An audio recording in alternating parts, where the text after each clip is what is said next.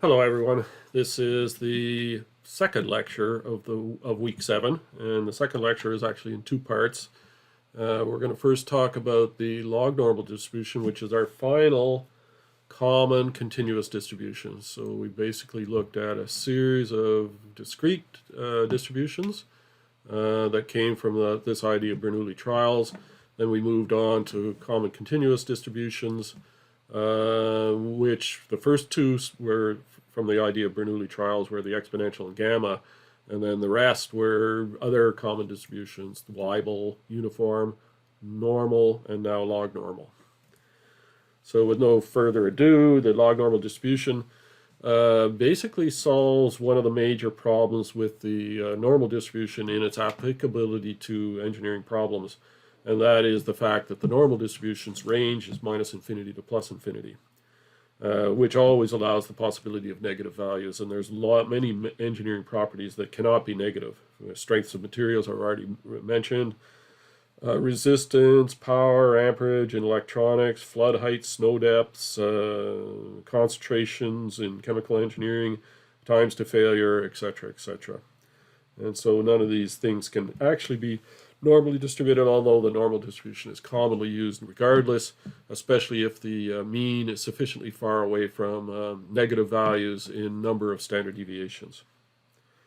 A simple-ish distribution which solves this problem of the negative values is the so-called log normal distribution. And the log normal distribution is non-negative. The definition is as follows: if x is log normally distributed, then the logarithm of x is normally distributed, and this is the natural logarithm, so that's base e. So this is a bit of a complicated statement, but let's start by looking at logarithm of x, which is normally distributed. So basically, we know if logarithm of x is normally distributed, it has this familiar bell shape, and it has some mean and some standard deviation, which I'm going to call mu sub ln x and sigma sub ln x. If I take this thing and raise it to the power e, so e to the ln x, we know that that just gives us back x, and this x is log normally distributed. Well, e to some power is always going to be non-negative.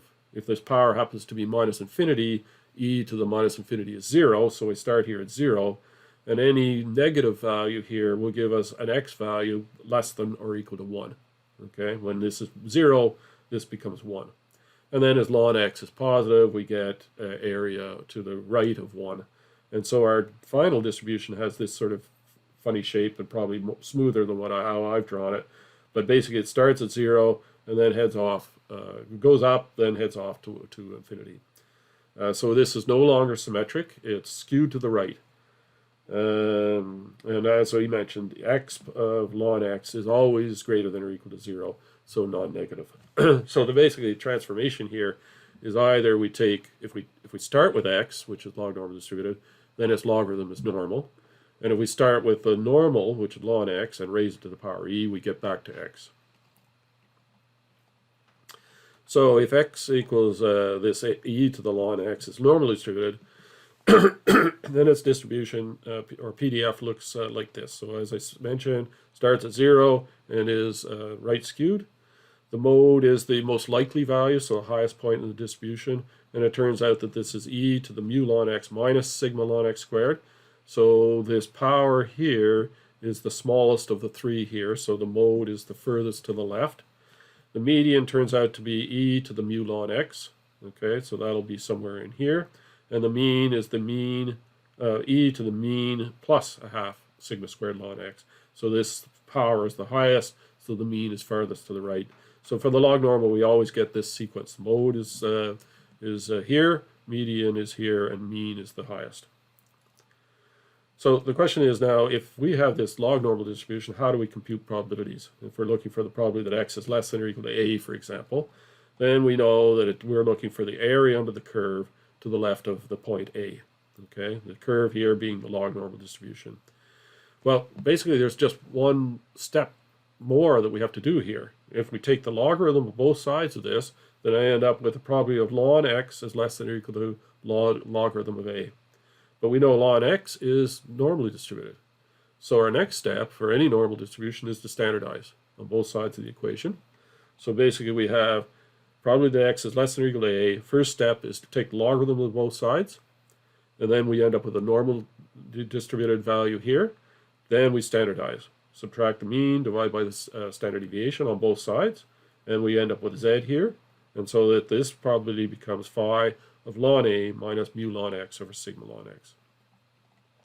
So it's basically very similar to what we did with the normal, except this one extra step of taking logarithms on both sides inside the probability statement. The main problem is finding these parameters. Okay, so mu ln x and sigma ln x is have to be known in order to compute this probability. So basically, if we know mu x and sigma x, we've got to do some transformations to find mu ln x and sigma ln x. Okay, so the first thing I would do is compute the coefficient of variation, which is sigma x over mu x, and then the transformation gives me the variance of ln x is equal to the logarithm of 1 plus vx squared. Okay, and then using that, I can go into the next step to find the mean of ln x is the logarithm of the mean minus a half this quantity square, this variance.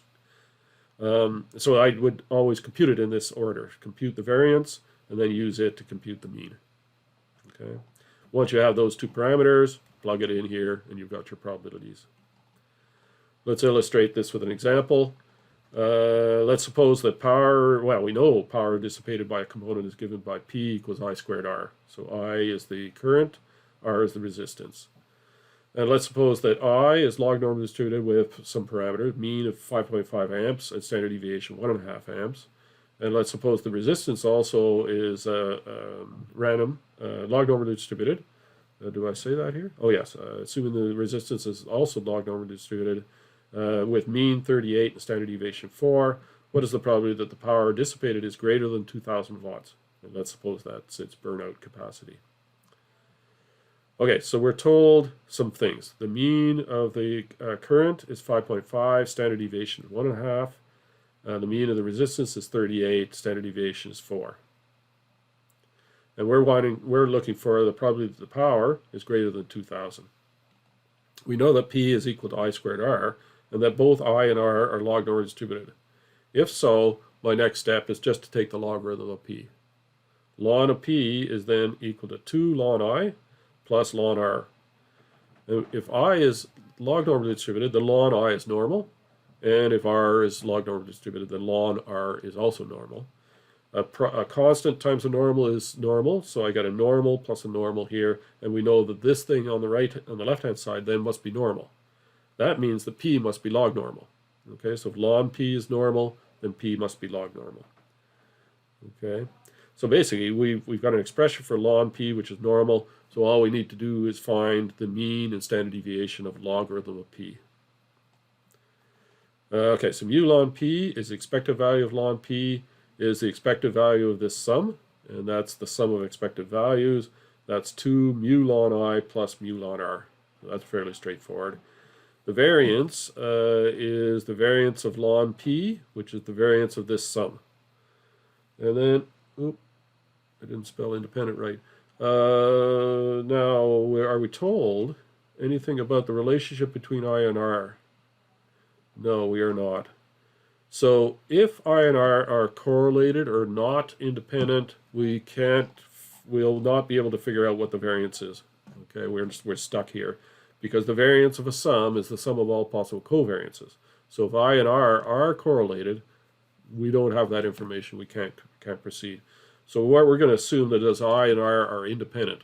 This is almost certainly a pretty bad approximation because typically speaking, the resistance will affect the current. So if the resistance changes, presumably the current also changes. But it gives us maybe a first order approximation to assume independence, but we know that the answer is going to be a little bit wrong. Now let me just correct this error here. Okay, independent. Okay, so basically, if we assume independence, then the variance of a sum becomes sum of the variances. And I got variance of 2 ln I plus variance of ln R. The 2 can come out front. We have to square it, so it becomes 4 4 times the variance of ln I plus the variance of ln R. So now we need to find these parameters: mu ln I, mu ln R, sigma ln I, and sigma ln R. Let's start with mu ln I and sigma ln I. So the variance of ln I squared is ln of 1 plus the coefficient of variation. Coefficient of variation for I is 1.5 for the standard deviation divided by the mean, 5.5, quantity squared. Add 1, take the logarithm. I get 0.07174. By the way, I usually carry a fair number of significant digits here because the whole thing feeds into other terms later. And so I carry a fair amount of accuracy and then round off at the end. Okay, so now I'm going to use this value in the calculation for mu ln I. So I get mu ln I is the logarithm of the mean, which is 5.5, minus a half this value. Okay, that gives me 1.6689. By the way, these values don't have any particular physical meaning. You just have to compute them in order to compute probabilities. And then we do the same thing for mu ln R and sigma ln R. We'll start with sigma ln R squared is ln of 1 plus the coefficient variation squared, which is ln of 1 plus 4 over 38 squared, gives me 0.11019. And then I use that value here, logarithm of 38 minus a half times this value gives me the mean of ln R is 3.63208. So now I substitute those numbers back up into my calculations up here. And I get mu ln P is 2 times 1.6689 plus 3.63208, and that gives me 6.96988. And the variance is 4 times the variance of ln I plus the variance of ln R. And I plug in those numbers, I get 0.29798. And that means I take the square root of this, I get the standard deviation of the logarithm of P is 0.54587. And so now I can compute the desired probability. Probability that P is greater than 2000 is 1 minus the probability that it's less than 2000, which is 1 minus phi. And now we take the logarithm is our first step. Logarithm on both sides gives me ln P minus mu ln P over sigma ln P if we then standardize. On the right-hand side, we get ln of 2000 minus mu ln P over sigma ln P. So I get 1 minus phi of ln 2000 minus, I substitute in the numbers for mu ln P and sigma ln P, and I get 1 minus phi of 1.16, gives me 1 minus 0.87697, or approximately 0.124. And that concludes the lecture about the log normal distribution. The next part of the second lecture in week 7, we're going to talk about what are we going to talk about? Sampling distributions. So these are other fairly common continuous distributions, not so commonly used to model engineering properties, but more commonly used in the statistics that we're going to look at shortly. Okay, thank you.